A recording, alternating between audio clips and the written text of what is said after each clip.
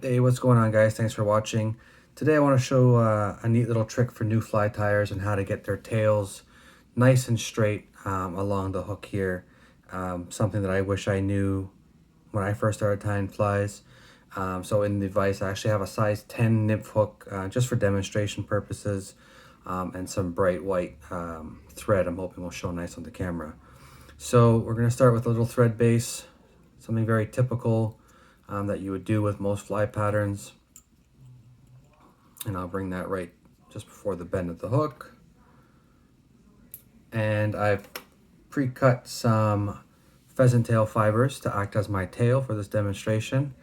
In a lot of the instructional videos you're going to see, they'll tell you to measure, which is always a good tip as always, and use that as sort of your point to put it down, pinch, and then wrap. So what happens though at this point is you're going to lock it down and you're going to start to wrap it, and that's what happens. So it's kind of one of those things where, like, what did I do wrong? You didn't really do anything wrong.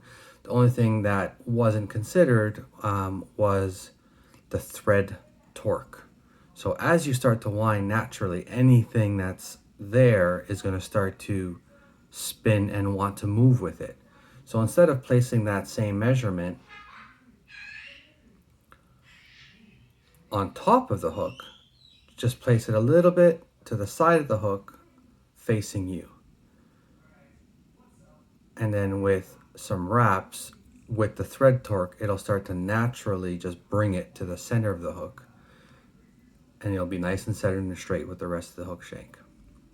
Another great tip that I found watching a video from Tightline Videos, which they do a phenomenal job, by the way, check them out, is usually once you've secured in your tail, to start sort of wrapping the rest down.